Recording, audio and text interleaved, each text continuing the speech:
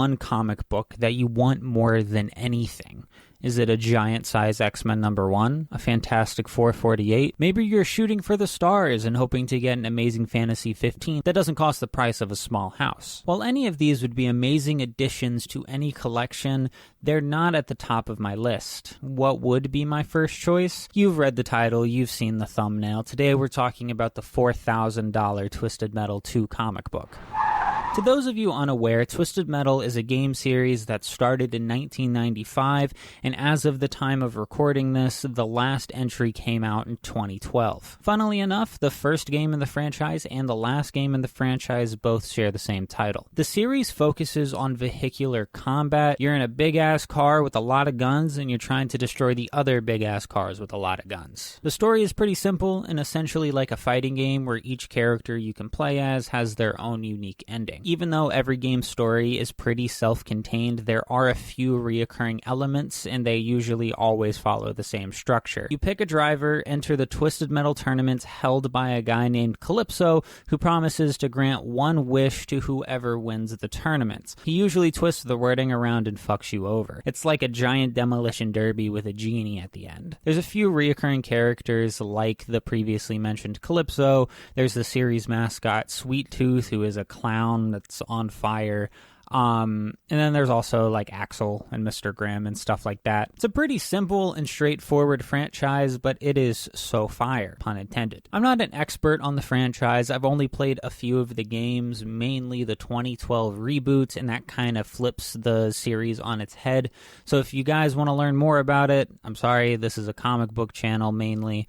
But you can go check out Tactical Bacon Productions. He has a bunch of videos on the Twisted Metal franchise, and it's just a chill, fun time. There's a show that came out pretty recently as well, and they just announced that they've been renewed for Season 2, so that's probably where most of you guys have heard of this franchise. The vehicular combat trend has run its course. However, during their peak, they were selling millions of copies, and in 1996, to coincide with the release of Twisted Metal 2, Sony would link up with DC and license a tie-in comic for the game's release. Sony printed only 100 of these issues, and they were given out as prizes for some sort of competition by the tips and tricks department for Sony. I wasn't able to find what specifically this contest was, but it was apparently super difficult, with only 50 of the 100 issues being won. The other 50 issues were either given away by those who just wrote in asking for one, or they were destroyed. And because of its scarceness and how hard it was to get, and how we aren't even really sure how many of these comics still exists, it rarely pops up for sale, and when it does, it usually costs a few G's. The last sold listing was a few months ago, and that sold for close to $4,000. I usually don't care for slabbed comics, but if I got my hand on this, I would put it in a pocket dimension for no one to see. So Jamie Delano was hired as writer for this comic, and Philip Hester was hired to provide pencils. While I'm not too familiar with either of them, a quick Google search will show that they're veterans of the comic book industry. Hester has worked on huge titles like A Green Arrow and Batman, and Delano is regarded by quite a few people as the quintessential John Constantine Hellblazer writer. He's also worked on other British invasion comics like Animal Man and Swamp Thing. But what about the comic?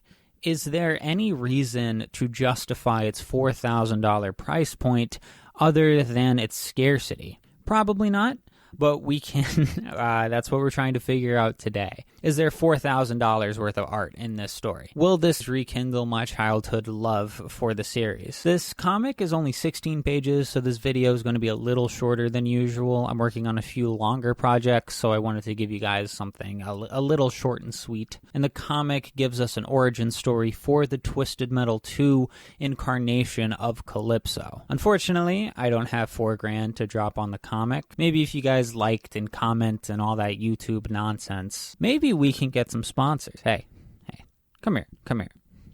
And if we get some sponsors, maybe I can buy you that nice pair of shoes you want. I heard you like the Skechers Z-straps. You know, you scratch my back, I'll get you a new pair of shoes. How's that sound? Luckily for me, the Twisted Metal comic was scanned and uploaded to the Twisted Metal wiki, so I didn't need to buy this. That will be linked below, of course, and any other things that I find interesting or talk about. The comic starts with the news interviewing people who have witnessed the carnage of the current Twisted Metal tournament. There's a child who saw his brother get hit by Sweet Tooth while trying to buy an ice cream cone. There's a police officer who saw his partner drive into a gas truck while chasing Mr. Grimm. The news broadcast shows the inhabitants of New York City are protesting to ban cars. If we know anything about gun control, that's not going to happen. We cut to Calypso, who is watching the broadcast as a psychiatrist is interviewed, speculating the origin of the mastermind behind this carnage-filled tournament. Calypso monologues reminiscing to a doll like it's his sister, saying that when he was a child, he had, quote, scraped up the best collection of roadkill of any kid around. He continues saying that he wanted a snake more than anything for his collection, and one day he saw one just outside of his driveway. He gets in his parents' car and begins backing out of the driveway. However, he doesn't see his sister playing and backs into her, turning her into roadkill. Young Calypso's family are only kind of upset. Calypso goes crazy and picks up his sister's doll and is staring at it, and he's like, this is actually my sister. My sister's soul went into this thing. And his dad's just kind of make sure you clean up that mess, son. And his mom is like, we shouldn't be driving that killing machine around. And the dad's like, we aren't made of money to get another one, woman. Go make me a sandwich. I also want to say that I hate it when stories tries to give a clear origin of a very mysterious character like Calypso. It would be fine if this was an Elseworld story or something, but this is canon to the Twisted Metal 2 game. They hint at a backstory when you beat the game as his daughter, Grasshopper.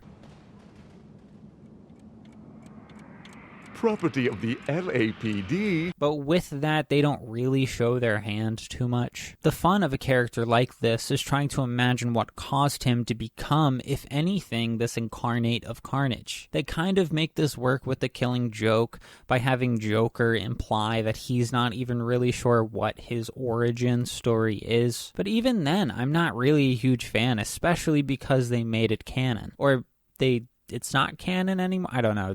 It's ridiculous trying to keep up with any comic book canon. Throughout the comic, they attempt to make us feel bad for Calypso.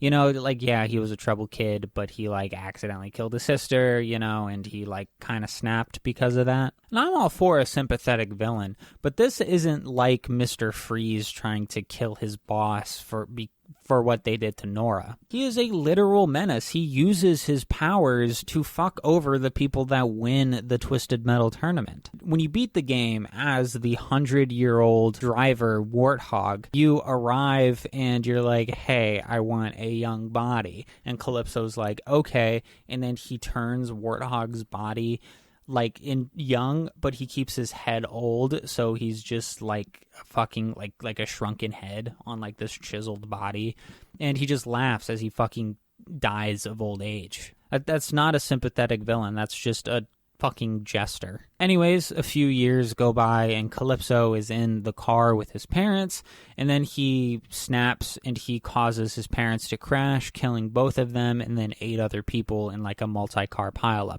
Except we find out that he's kind of immortal, and there's also hints throughout the comic that he wants to die because of the grief and guilt that he has about his sister's passing. He gets picked up by a trucker and then is given a job at a demolition derby fixing up cars. One day, his boss, in a drunken state, shoots him for no reason, patches him up, and then gives him a promotion to be the new driver of the Calypso car. Hell of a way to move up in a company. Calypso ends up becoming rich because he's immortal and can't be injured, and so people come and angrily watch him because they want him to die. He ends up getting married and has a kid, and then he ends up cheating on his wife, and then his wife dies in the crowd of the demolition derby in sort of a Final Destination style with a tire to the face.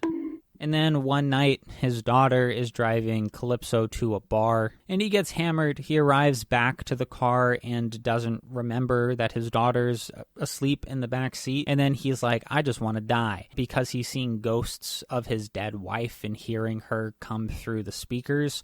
And it's there's this panel where his daughter's like, watch out. And he's just kind of like, I'm sorry. Again, with people, I feel like not showing the emotion that they should for these dire situations. The brick wall ends up being a portal or something that sends him to hell, where he meets the Twisted Metal 2 playable character Minion, and is told that he has to drive away from Minion while he gets chased for the rest of eternity. And then I guess some time goes by, and Calypso drives so well that he ends up impressing Satan himself. Satan promotes him, sending him back to Earth to put on these in order to fetch him souls. The end.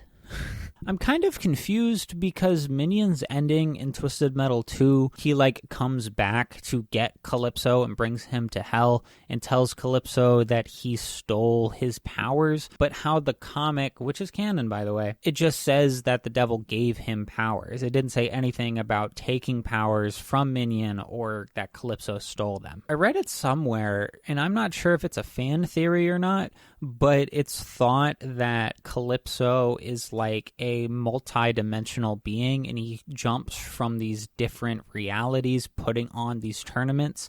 And so Calypso in Twisted Metal 1 is the same as Twisted Metal 2, 3, 4, etc. Again, I don't think that's canon, especially with this comic. It was just an interesting theory that I heard. Or maybe it is canon and then this doesn't make sense. I don't know. I didn't really touch on the art much, but it kind of feels like Ted McKeever if he was being forced by some executive to do like Todd McFarlane's style.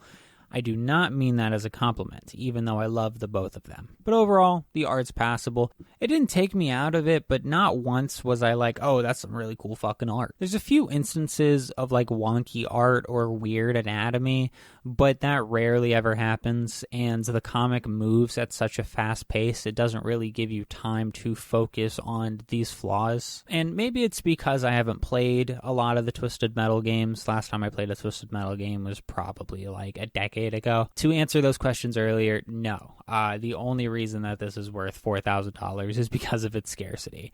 Dumb question, I know, but it's the kind of scientific results that we're looking for on this channel. Follow me on Instagram, comment, all that nonsense.